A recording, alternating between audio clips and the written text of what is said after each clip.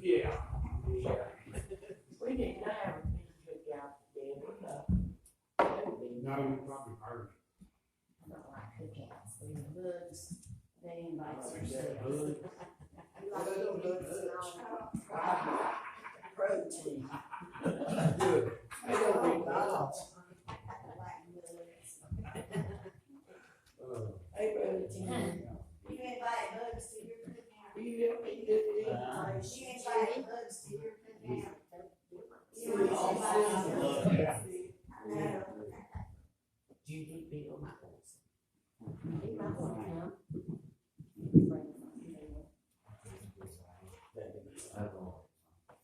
Then we'll have to be good. We're gonna have a hot dog dinner next Sunday. Bill, you gonna be hot dog with us next Sunday? I don't know.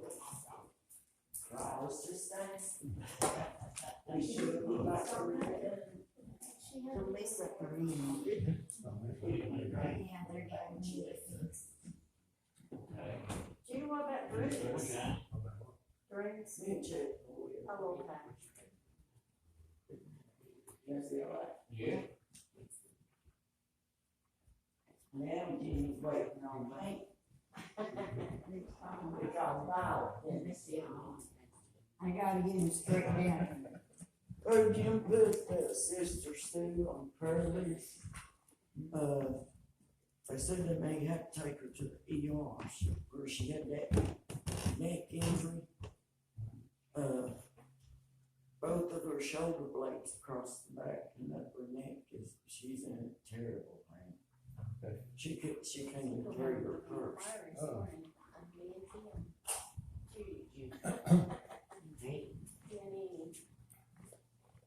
Oh, right, it's good to see everyone here today, good to be in the house of the Lord once again.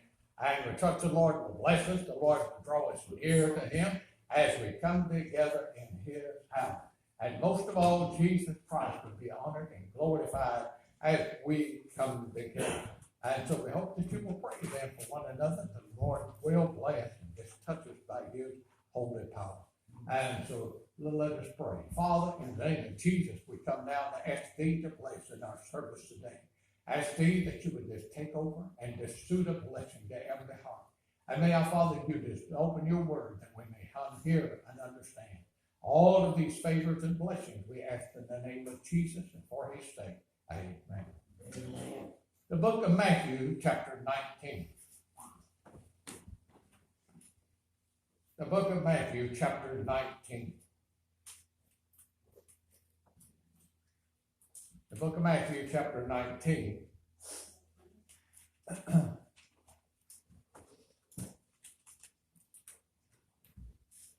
Verse 1, and it came to pass when Jesus had finished these sayings, he departed from Galilee and came into the coast of Judea beyond Jordan. And great multitudes followed him, and he healed them there. Well, we'll stop right there because we'll be picking that up just a little bit later, what Jesus starts telling them, whatever that they come to them and tempting him. But we looked back last week and we stopped out whatever that we talked about, that Peter had come before the Lord asking concerning the fact of whatever that somebody did wrong to him, how oft was he to forgive it? And Peter said, am I to forgive it 7 times before I knock his block off or something like that? What Peter was thinking about. So in other words, Peter's about ready to try to swing his fist. And someone has said this, whenever you swing your fist, you can swing them. But the only thing about your liberty ends where my nose begins. Well, Peter was wanting to go beyond his liberty, I must say this. Whatever he said that, because after all, the Philip Peter was just a little bit of those that was willing to go.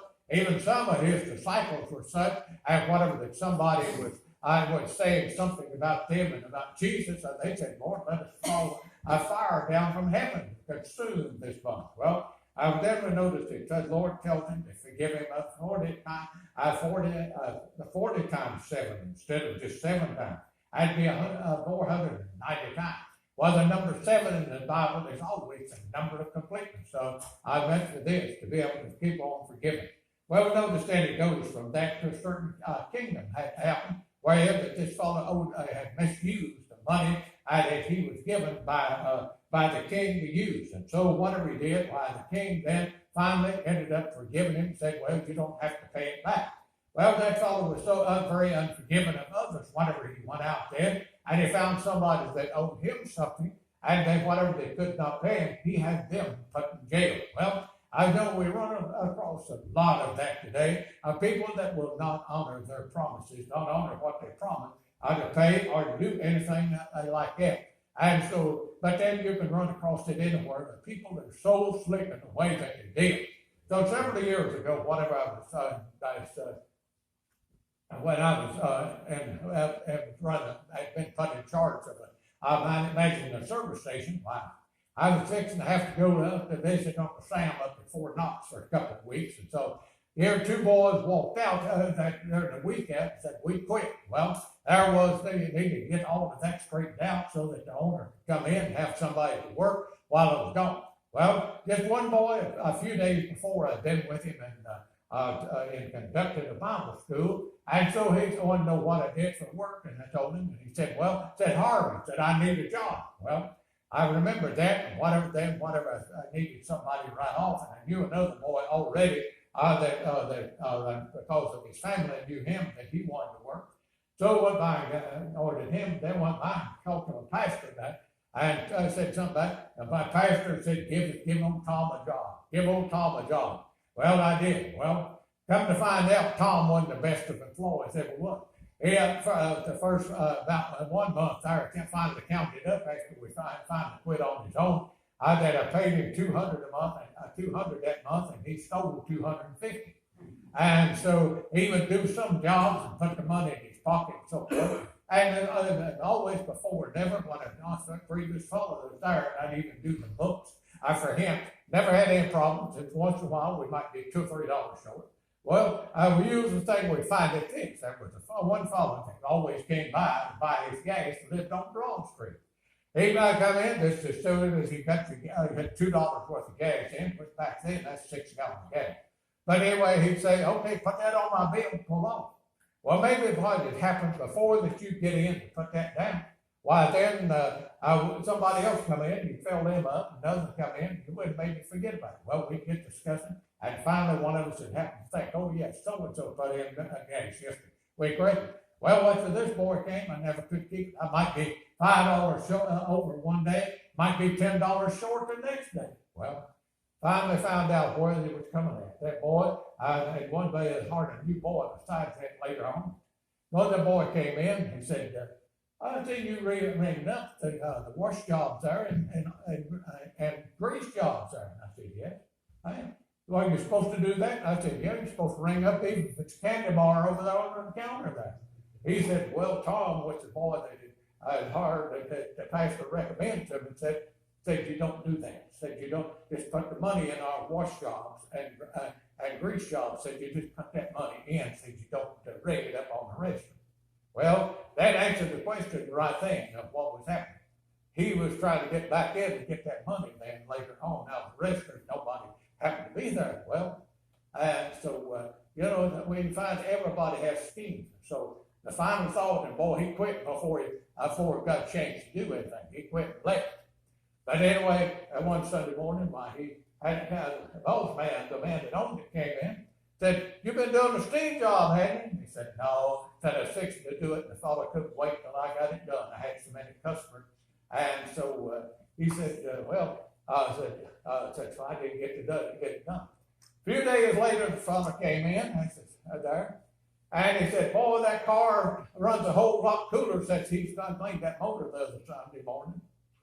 He said, what'd you say? Come in here. I want you to talk to somebody. Come to find out he was in a hurry and get the fellow away. But the money didn't show up on the register. Well, he took off. And so he didn't get a chance, to really catch completely on him there and close in on him completely. But found out later on that I'd been kind of forgiven of him because I found out later on that he had worked for the concrete place up there. And if he took a load of concrete out towards the High Point area, lived up in Kingtown. Some of you don't know where Kingtown is. You're not missing anything there. But anyway, the Kingstown section.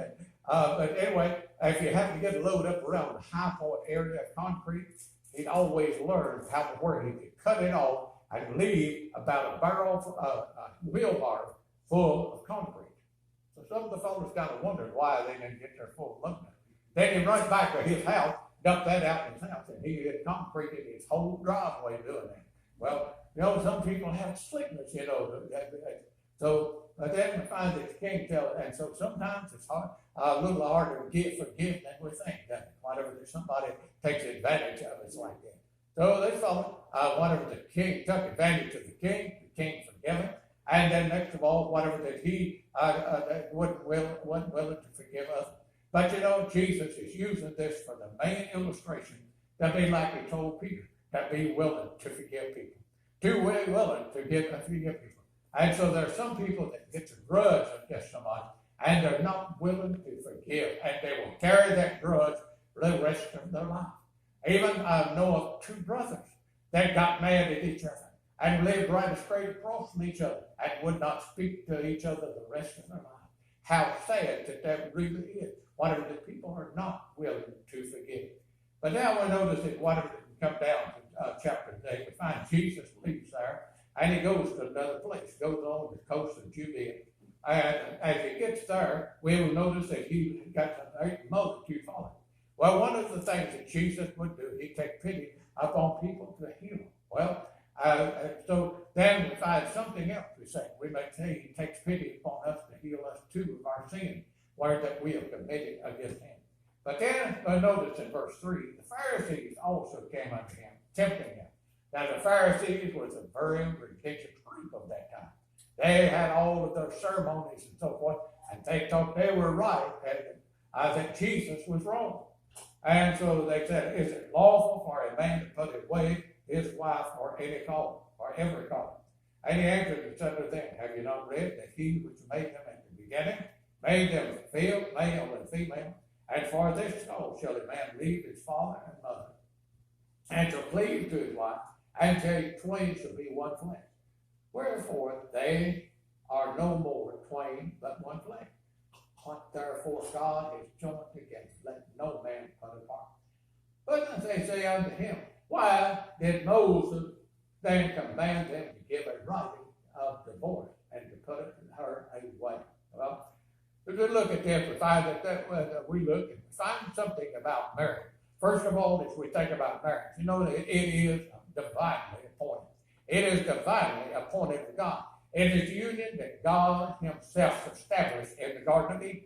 And God never meant for mankind to tear it down. But somehow or another, we think that we know more than God today. And until we've decided that we can tear it down and we can just use it any way I think we want to. But it is divinely appointed of God. And so we must say that it's also something that is very serious. Well, God is the one that has the real control and the real character of what and the laws of what marriage should have been. But we have tried to change them. But God is not changed. And so whenever we come down to listening to the laws of this, we need to listen to the laws of Almighty God. But we're trying to set those aside and say, now this is what we think. Now God, he's someone that maybe he just wanted to give us some trouble reason he did that. And then next of all, there's some that God just doesn't exist. This is a book wrote by a bunch of people several years ago that they wanted to be me. Well, someone said that to me one time. I said, well, think about this. If this had just been wrote by man, he wouldn't have condemned himself. He would have made everybody else being the bad ones, and he was the good one. But I said, God puts it all that every man is a sinner and needs to be saved. But it is a physical union, first of all. It is a physical union when God puts us together in his sight.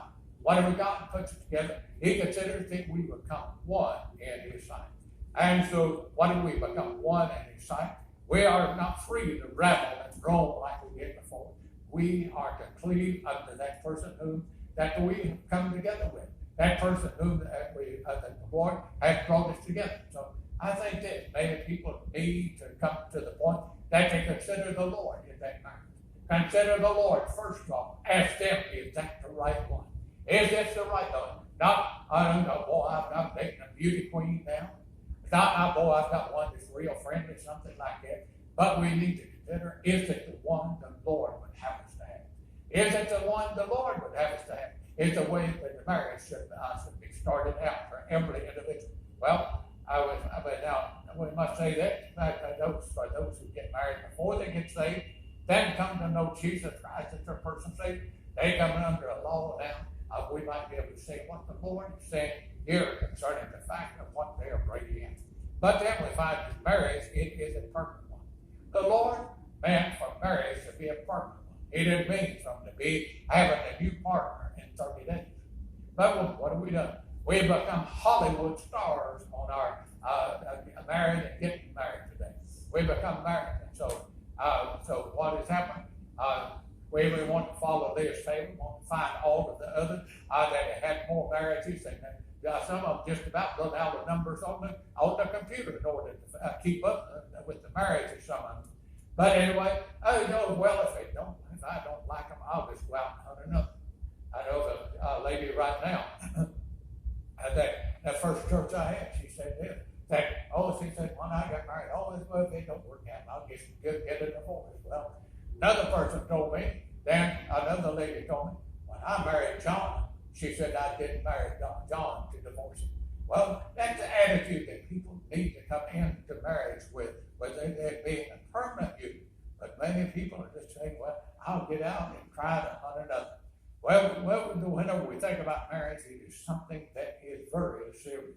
Very serious. And so I know of one boy, and that he got permission from his wife, before they get married, that he could go out one night a week and run around with the boys. He wanted to still have a fling as a young person. But God said that we become one. We become one with one another. And so, next of all, what is marriage then? Marriage is between one man and one woman. Marriage is between one man and one woman. Despite what our Supreme Court has just ruled